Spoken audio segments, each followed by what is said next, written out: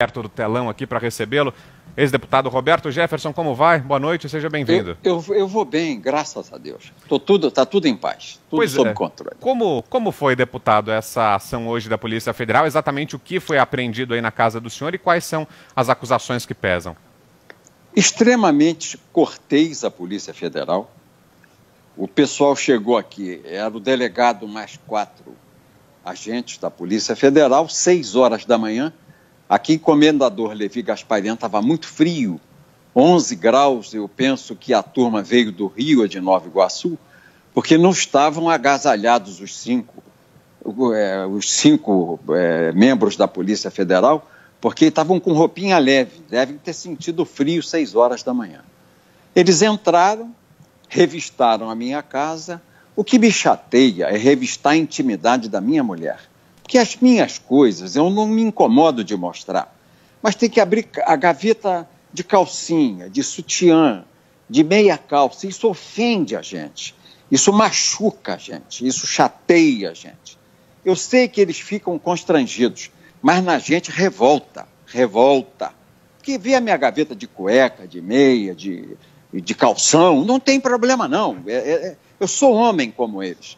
Mas revistar as coisas íntimas da minha mulher, isso chateia, humilha, magoa. Eu estou de saco cheio com essa coisa. Mas, tirando isso, a polícia nos tratou muito bem, revistou a casa toda. Eu não tinha nada que eles pudessem levar. Celular. O meu celular não estava em casa, porque eu ontem visitei minha sogra e esqueci, foi a bênção de Deus. Eu esqueci meu celular na casa de Dona Marlene. Então, quando eles chegaram aqui, eu não tinha celular. Eu não tenho computador em casa. Eu estava até comprando um para fazer live, eu estou comprando um computador, porque pelo telefone celular ele acaba logo a bateria. Então eu não tinha computador. E as armas que eu tenho são 2 de pequeno porte, armas registradas tanto na Polícia Federal como no Ministério do Exército, então eles não levaram. Estiveram aqui, viram tudo, revistaram a minha casa toda, saíram daqui às 7:55 da manhã. O senhor conseguiu saber do que é acusado? Quais são as acusações que pesam contra o senhor, deputado? Fake news. Eu tenho a intimação aqui do Alexandre Moraes, fake news, como se eu fizesse fake news. Eu achei que foi uma ação intimidatória, uma censura que o Alexandre Moraes quis fazer, quis mostrar que rasgando um pedaço da toga dele, ele podia me calar, me botar uma mordaça, rasgou a toga, me bota uma mordaça, amarra, mas ele está enganado comigo. O Alexandre Moraes tem que entender que comigo o buraco é mais embaixo. Eu já criei 3 filhos, eu tenho 6 netos, já plantei árvores, já escrevi um livro, já gravei um CD, já estou com 67 anos. Vou enfrentá-lo de igual para igual, mesmo porque eu não acho que ele seja moralmente superior a mim.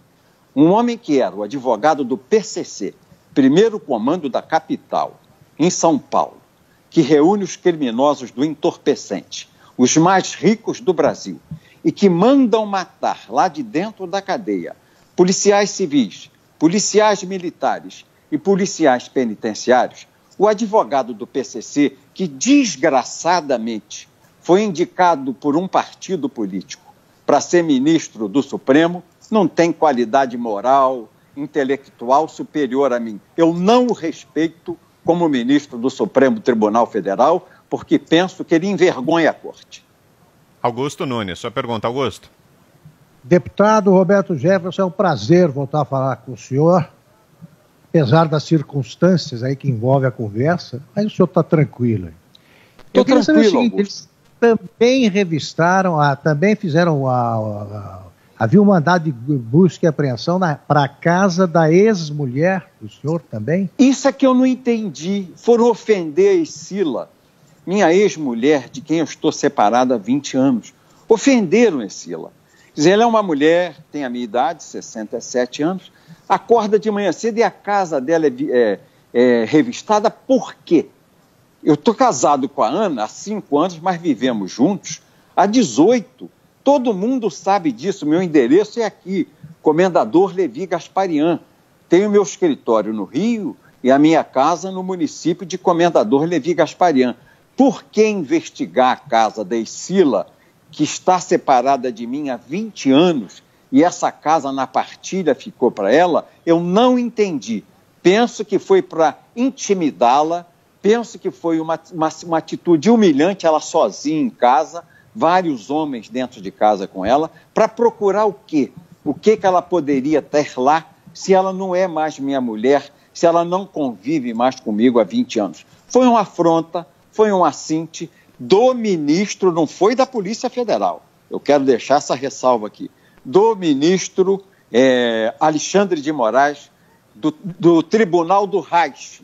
Ele está repetindo o Tribunal do Reich da Alemanha, instituído por Hitler em 1934, depois que o próprio Hitler queimou o parlamento. E para perseguir judeus, advogados, os homens que tinham opinião contra o nazismo, ele fez o Tribunal do Reich para massacrar, para censurar as pessoas que divergiam do regime autoritário da Alemanha. É a página negra do direito alemão que a gente estuda na faculdade.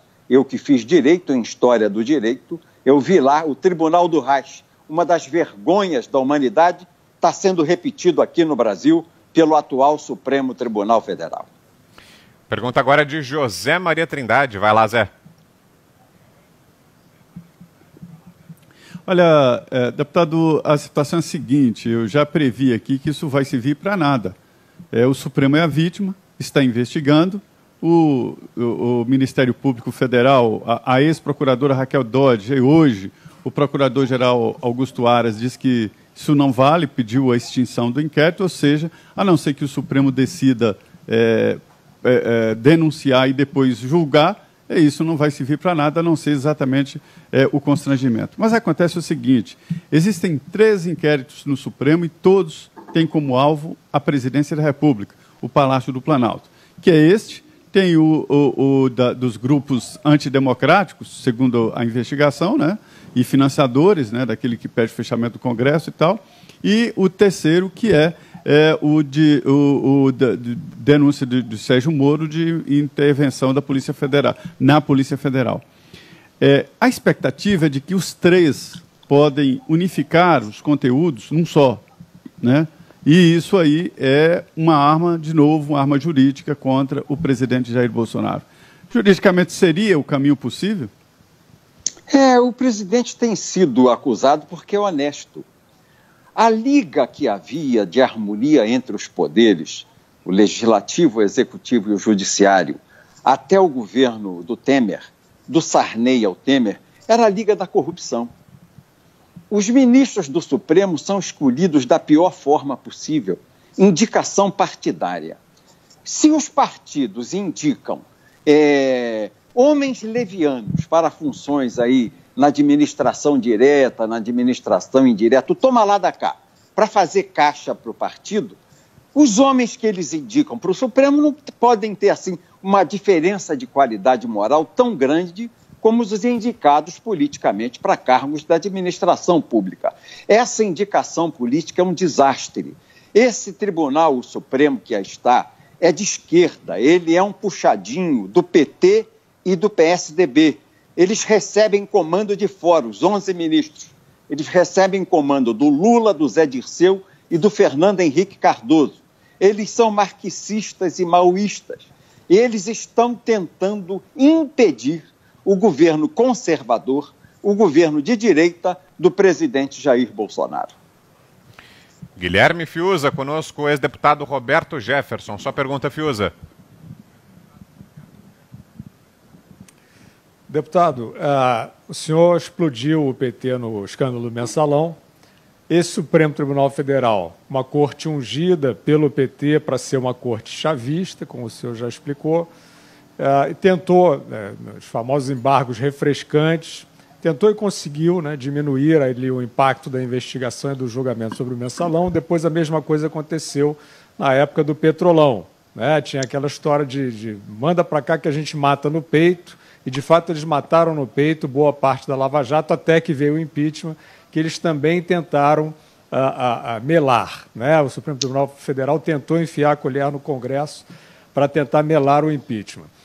Essa corte, aonde vai essa corte, deputado Roberto Jefferson? Essa corte é uma corte conspiratória?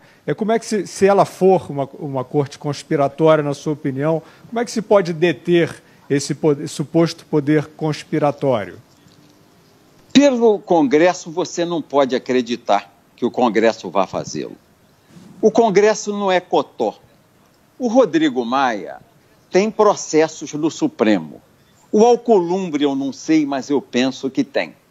Muitos senadores têm. Então não tem coragem para tocar adiante um processo de impeachment contra um ministro do Supremo. Não tem. O Rodrigo tem rabo, está lá aqueles inquéritos da Odebrecht. Eu não sei o Alcolumbre, mas me parece que tem problemas também, o Alcolumbre tem problema. Muitos senadores que não são cotó, fazem parte da velha política, têm rabo preso no Supremo e o Supremo sabe puxar o rabo dos senadores e dos deputados. Pelo Congresso, o povo não pode esperar que venha alguma coisa exemplar para o Supremo. Só tem uma saída, a meu ver. É o artigo 142 da Constituição, poder moderador das Forças Armadas, que o presidente deve requisitar. O poder moderador das Forças Armadas, ele não é por sentença, ele não age com toga nem com caneta, são Forças Armadas. E as Forças Armadas podem editar um ato institucional e aposentar compulsoriamente esses 11 ministros do Supremo e colocar 11 novos ministros no lugar deles. Porque os ministros do Supremo, eles ficam lá até quase morrer. Veja aí o Celção, o Celso de Mello. Já está gagá, já está ficando esclerosado, titati-bitati, mal consegue falar e se expressar. Mas ele ainda quer dar canetada contra o governo federal. E nós não temos como remover esses homens que atentam contra o governo legítimo. Legitimidade tem o governo eleito do presidente Bolsonaro. O poder emana do povo e dos seus representantes eleitos. O Supremo é poder nomeado da pior forma que existe. Indicação de partido político, que depois puxa também o rabinho deles. Porque se eles puxam o rabo dos políticos que têm processo, os políticos puxam o rabo dele dizendo: eu te nomeei, hein? Eu te nomeei. Haja vista aquela discussão do Saulo Queiroz com o próprio ministro Celção, dizendo: você é um juiz de M, porque ele não fez uma votação favorável ao Sarney. Eu só vejo uma saída. Só há uma saída.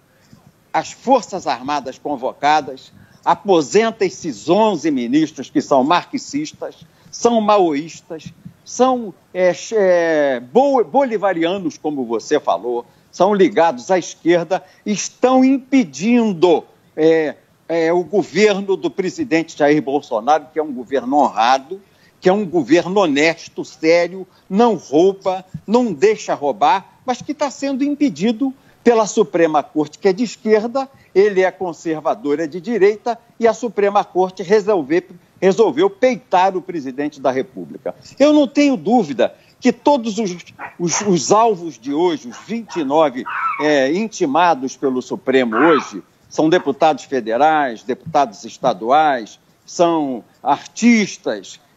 Eu, que sou o presidente do PTB, estamos sendo intimidados, censurados, e olha, a Carmen Lúcia disse que a censura morreu no Brasil. Eu me lembro desse discurso dela dizendo: a censura já era, a censura morreu. Mas o Supremo repristina a censura e está tentando nos censurar na defesa que fazemos do governo do presidente Jair Messias Bolsonaro.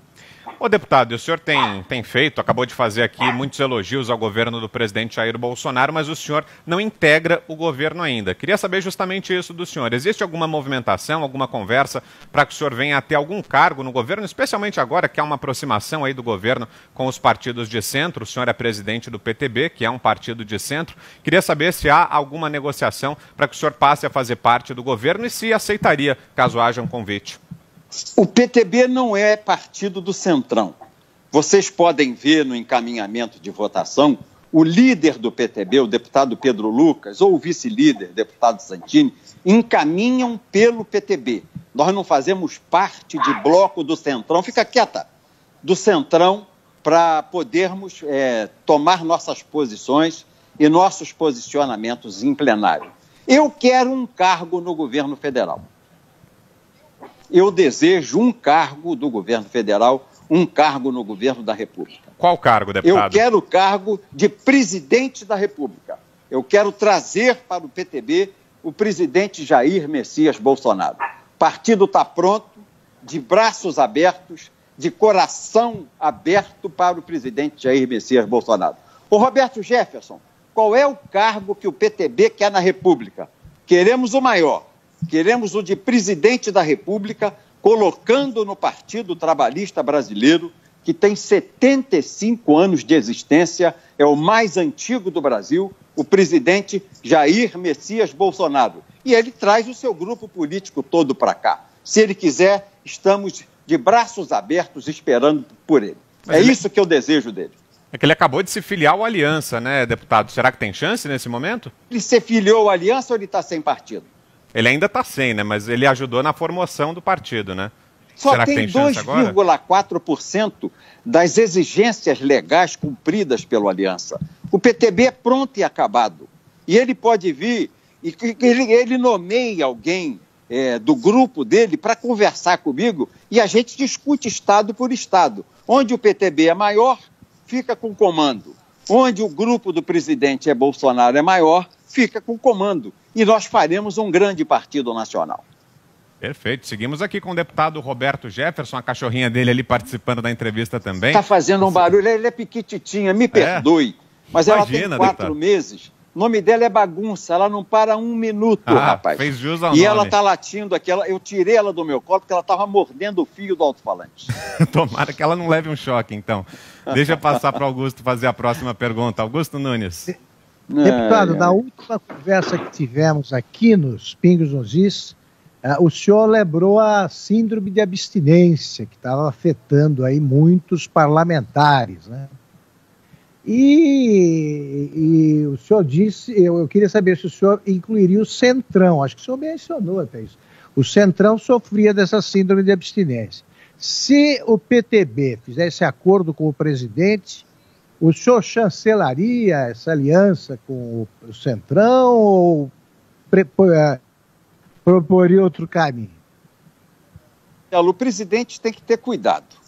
Senão o Centrão, eu vou chamar de centro democrático, porque Centrão é pejorativo, Então eu não quero falar uma palavra pejorativa. O centro democrático tem alguns partidos que têm maus hábitos. Eu não sei se eles já superaram. E o presidente da República exibe ao Brasil e ao mundo, porque eu acompanho o noticiário internacional, um governo honrado, honesto e limpo. Ele tem que ter o máximo de cuidado para que essas alianças não conspurquem o governo correto, honrado, que o presidente vem fazendo. Ele tem que botar a BIM, a Polícia Federal, em cima desses nomeados pelos partidos a participar do governo, para ver se há alguma coisa que não seja uma coisa honesta, que não seja uma coisa republicana. E se houver algum errinho, demitir imediatamente o indicado por qualquer partido político.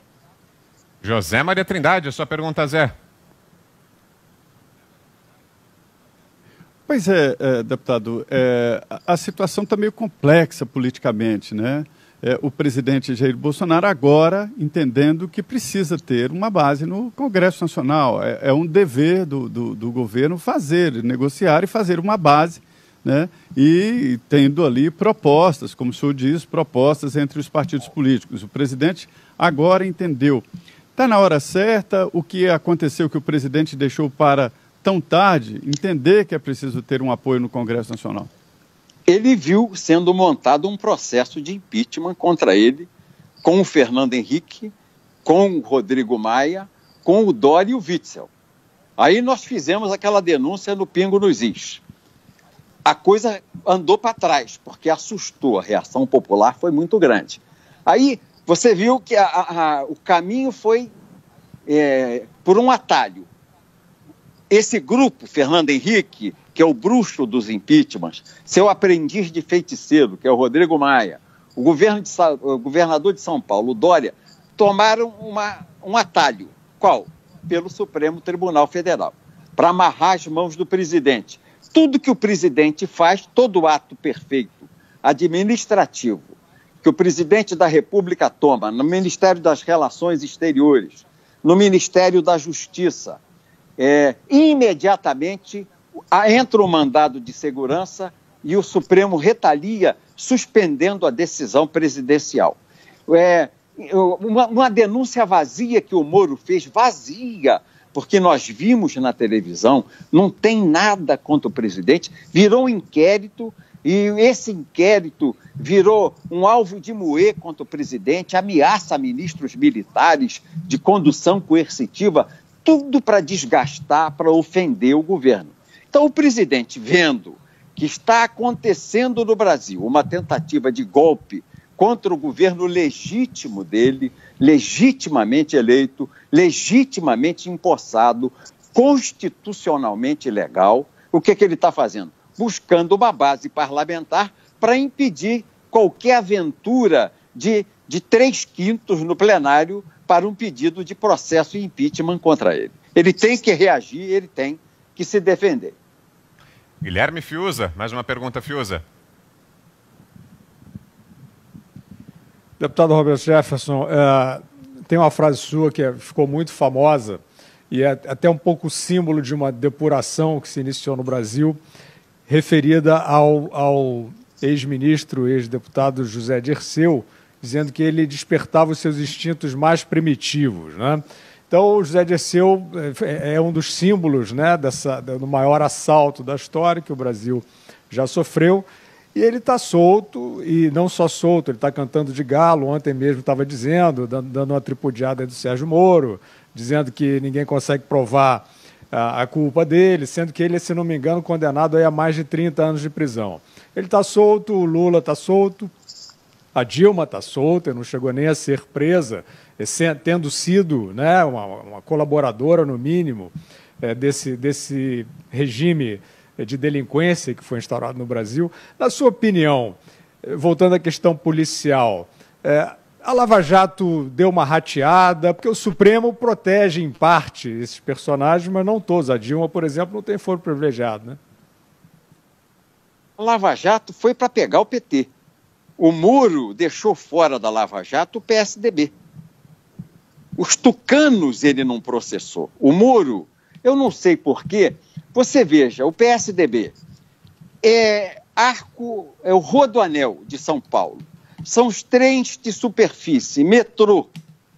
O PSDB está atolado nisso. Dinheiro para eleição. O PSDB está atolado nisso. Envolvimento em escândalos na Petrobras. O PSDB está atolado nisso. Essa intimidade com as empreiteiras que suscitaram a Lava Jato, o Moro não investigou contra o PSDB, ele só centrou fogo no PT. E esse processo do triplex do Lula, você sabe que eu não suporto o Lula.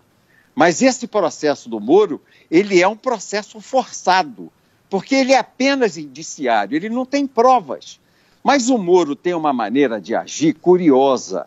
Eu, como observador político que sou, e como advogado criminal que sou, o que faz o Moro? Durante todo o tempo de processo contra o Lula, ele foi plantando na imprensa notinhas para ir vergastando a imagem do presidente Lula. Estou dizendo no processo do triplex, que ele deu sentença condenatória.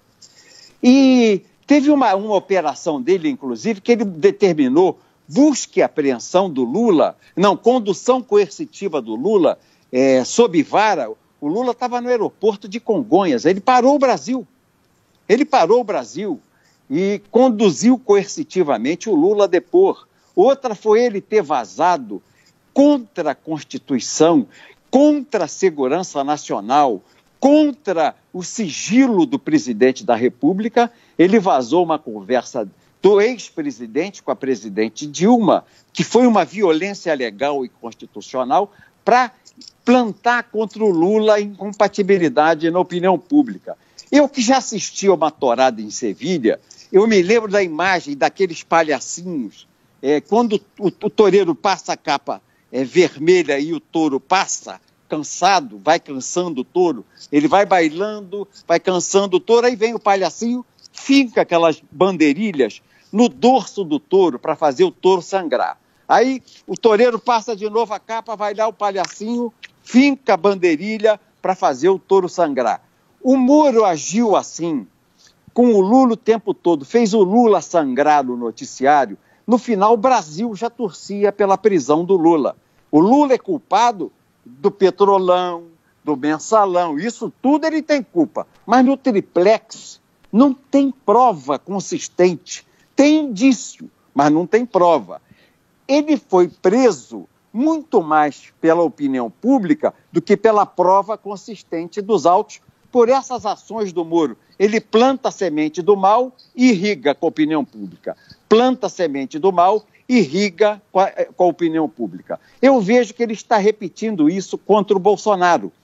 Não há nada contra o presidente Bolsonaro. Quem assistiu à gravação da reunião do presidente Bolsonaro do dia 22 de abril do mês passado, vê que não tem nada. É um governo patriota, um presidente honrado, um presidente decente, que o crime que ele faz é abrir a geladeira do pobre para ver se tem comida dentro. Olha só, e o Moro disse que ele quis intervir ali em assuntos da Polícia Federal. Eu fiquei olhando, eu vi na CNN, fiquei olhando na CNN todas aquelas 4 horas de transmissão para ver se em algum momento o presidente falava em intervenção nos inquéritos da Polícia Federal. Não falou. O que o presidente disse? Que a segurança dos filhos dele era insatisfatória e que ele não estava satisfeito com o trabalho de segurança da Polícia Federal para os filhos dele no Rio de Janeiro. E ele tem direito de falar isso, porque constitucionalmente o presidente tem direito à sua segurança como à sua família. E o presidente já experimentou uma facada no meio da rua, aqui pertinho, Juiz de Fora, que fica a 40 quilômetros aqui da minha casa, dada nele pelo Adélio, uma facada no peito do presidente, quase o mata. Se não é a Santa Casa de Misericórdia atendê-lo em Juiz de Fora, o Bolsonaro tinha morrido na campanha, não tinha assumido o mandato da eleição. Não vi, ninguém no Brasil viu o crime do presidente. Mas aí sai de lá o Moro, diz que tem crime, vai na Globo News, lê uma carta e acusa o presidente de intervenção, coisa que ninguém viu. Aí no dia seguinte diz que ele não assinou o ato, que aquilo é falsidade ideológica. A mesma coisinha, aquela coisinha pequena, aquela picuinha de pautar o noticiário negativo, botar as bandeirilhas no dorso do touro. Bota a bandeirinha, palhaço. Bota a bandeirinha para sangrar o touro, palhaço. Quando o touro está sangrado, está fraco, perdeu sangue, está cansado de tanto ser driblado pelaquela capa vermelha, aí o toureiro aparece, toureiro Moro, que não me parece firme, não. Com aquela falinha dele, com todo o respeito que ele me merece, ele me parece mais gente igual o Dória. Bom, pode ser que ele seja toureiro. Aí ele aparece com aquela espada e mata o touro no meio da arena para o delírio de quem assiste. O Moro age de maneira muito ingrata, muito desleal, muito soez, não é? Eu tenho para mim que ele é o Macunaíma, personagem de Mário de Andrade, que li quando eu era menino, estudava no ginásio do Colégio Werneck em Petrópolis. Macunaíma, o herói sem caráter. Só lembrando que o presidente Jair Bolsonaro, justamente no dia da divulgação desse vídeo, falou aqui com exclusividade à Jovem Pan, concedeu uma longa entrevista aqui aos Pingos e falou que justamente tratava da segurança nessa reunião ministerial, quando falou eventualmente em Polícia Federal, se referia às questões da segurança da família dele. Mas, deputado, falando de novo sobre essa operação de hoje, da qual o senhor foi alvo também, o senhor acha que isso pode, inclusive, ser um tiro que saiu pela culatra, do ponto de vista do Supremo? Será que essa operação pode acabar virando lá na frente um combustível para novas manifestações de rua contra o Supremo Tribunal Federal? E o senhor concorda com essas manifestações? É o caso mesmo de a população ir às ruas? Eu concordo, o Supremo não está acima do povo, o Supremo está abaixo do povo. O Supremo não pode ter a arrogância de se achar o Olimpo, porque não é. Eles são nomeados e indicados pelo que tem de pior, são os partidos políticos.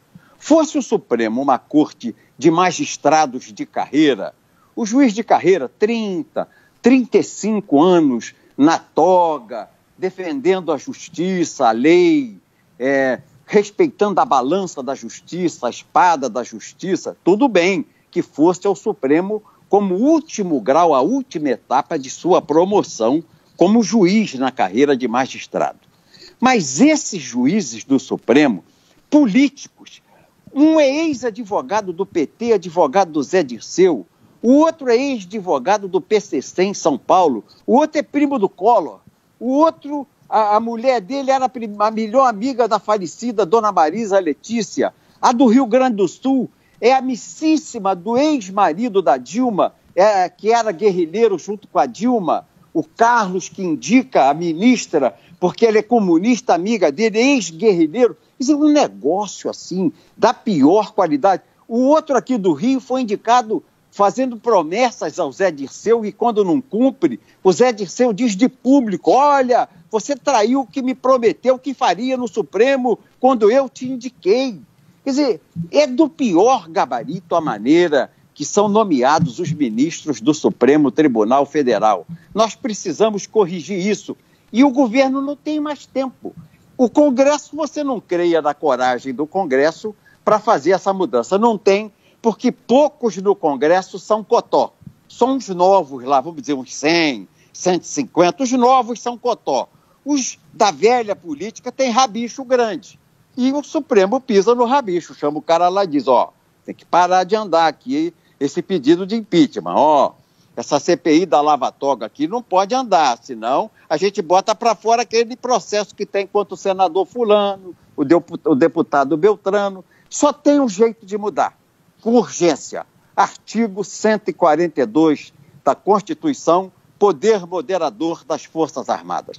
O presidente precisa invocar o poder moderador das Forças Armadas. Augusto Nunes, mais uma pergunta, Augusto. Deputado, como eu acho que é improvável a entrada em cena das Forças Armadas, que estão agindo muito profissionalmente, né? O que podem fazer os atingidos por essa arbitrariedade de hoje, como o senhor, juridicamente? Há uma maneira, há algum caminho a percorrer do ponto de vista jurídico para reagir, repito, a essa arbitrariedade? Rui Barbosa dizia que a pior ditadura é a ditadura da toga, porque você não tem a quem recorrer. Eu vou entrar no Supremo com a representação contra os ministros do Supremo? Eles vão rir de mim. Então, para eu não ser motivo de riso, eu vou continuar no Twitter, aqui nas rádios, como a Jovem Pan, que me deem oportunidade de falar, sentando o pé neles, batendo daqui para cima, da medalhinha para o cabelo, para o fio do cabelo, contando a história da maçã, da vida deles. Eu vou continuar batendo, sem parar, exercendo, como me garante o artigo 5º da Constituição, e que diz a eles, ministros do Supremo, todos são iguais perante a lei. Eu trouxe a Constituição, deixei ela aqui do meu lado, para repetir isso aqui, artigo 5º da Constituição. Todos são iguais perante a lei. Os ministros do Supremo são iguais a mim perante a lei. Se eles me criticam, me rotulam, arranjam para mim epítetos e apelidos, eu também os rotulo e arranjo apelidos para eles. E digo àqueles representantes do PT e do PSDB, marxistas, maoístas, de esquerda, eles não são melhores do que eu. Não é uma corte que dê dignidade, que represente moralmente a cultura jurídica do Brasil, a qualidade moral dos nossos juízes. Não é. Infelizmente, é uma corte política, é um puxadinho de partido político. Quem faz política está sujeito a sofrer essas consequências que eu, como deputado, já sofri e como político sofro. Eu apanho na mídia, eu apanho na rede social, sofro na minha casa mandado de busca e apreensão. Se os ministros do Supremo estão fazendo política como vem fazendo, aquela toga que eles vestem não segura crítica e esculhambação que a gente dá neles, não. Então, eles estão entrando no pau na opinião pública, estão sendo desnudados, o povo está tirando a capa preta deles e vendo que como eles são feios, como moralmente eles se reúnem, como moralmente são indicados e como moralmente pecam contra a lei e contra a Constituição e contra a ordem institucional. Eles conspiram hoje abertamente contra o Poder Executivo, estão tentando levar o país a uma secessão, criaram um Estado confederado, julgando os governadores contra o presidente da República, rasgaram a Constituição. Parece que o governador de São Paulo tem mais força que o presidente. Parece que o Witzel tem mais força que o presidente. Parece que o governador do Ceará tem mais força do que o presidente. Parece que o governador do Amazonas é mais forte que o presidente. E o Supremo estimula isso, o Estado confederado. E nós vivemos a República Federativa do Brasil. Mais uma pergunta, caminhando aqui para o final, acho que é a última. Guilherme Fiuza, vai lá, Fiuza.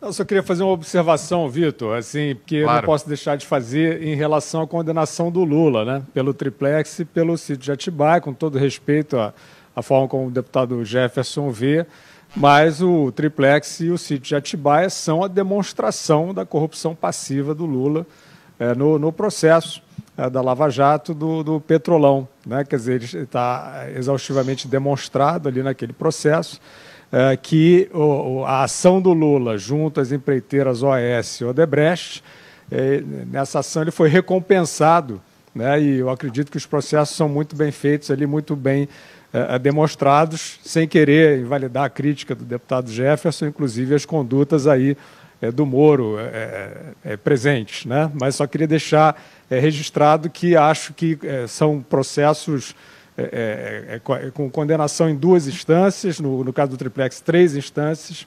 Então, só deixar registrado aqui que acho que sim, o Lula é culpado pelos 2 processos. Quer responder, deputado, rapidamente, por favor? Quero dizer ao Fiuza que ele é muito responsável pelas minhas posições, porque sou seu leitor e sou seu admirador. Fiuza, eu creio que o Lula é culpado. Ele não pode ser o filete de água pura nesse cano de esgoto que foi o governo do PT. Ele não é o homem limpo, ele não é mais santo do que o Papa, como ele se disse. Mas eu divirjo de você, mas acolho e respeito a sua opinião. Penso que o presidente Lula teve um privilégio no Supremo. Eu fui condenado a 7 anos e 14 dias, cumpri 14 meses em regime fechado. Quando eu saí para o semiaberto, fui trabalhar no escritório de um ex-defensor público do Rio de Janeiro, Roberto Vitagliano, com quem eu comecei no Tribunal do Júri da Defensoria Pública no Rio de Janeiro, na capital. E foi ao presídio e falou: Jefferson, você vai trabalhar comigo no meu escritório. E na vara de execuções penais, ele credenciou o escritório dele para que eu fosse trabalhar.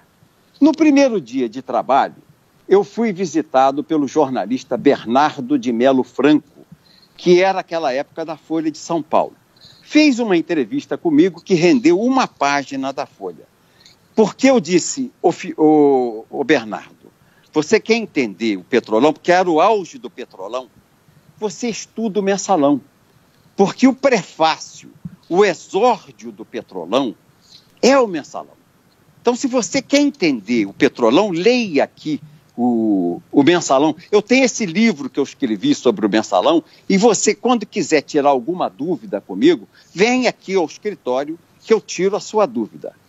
3 dias depois, eu recebo uma intimação do ministro Barroso, que estava como titular da ação penal 470 do Supremo, me proibindo de dar entrevista, de escrever no meu Twitter, que tinha 300 mil seguidores, e de dar entrevista à rádio, jornal ou televisão, dizendo que eu voltaria para o regime fechado se desse outra entrevista a qualquer órgão de comunicação. A mim, o Barroso censurou. Mas ao Lula e o Zé Dirceu, eles não puseram tornozeleira. Eu tinha tornozeleira. Eles não puseram tornozeleira nem no Lula, nem no Zé Dirceu. Deputado, deixa eu só me lembro que o Lewandowski Deputado, eu vou queria interromper que ele o senhor desse rapidamente. entrevista. Eu tenho que... Estou encerrando. Tá, não, pode concluir. Eu vou passar a palavra de volta ao senhor, deputado. É só para a gente fazer um intervalo para quem nos ouve pelo rádio. A gente precisa fazer esse intervalo agora e daqui a pouco voltamos. Mas pode concluir aí, deputado. Pesos e duas medidas. Obrigado. Ok, aí o deputado Roberto Jefferson, ex-deputado federal, hoje presidente do PTB, esteve com a gente aqui em Os Pingos nos Is. Obrigado, viu, deputado, pela presença. Foi bom ouvi-lo. Uma boa noite.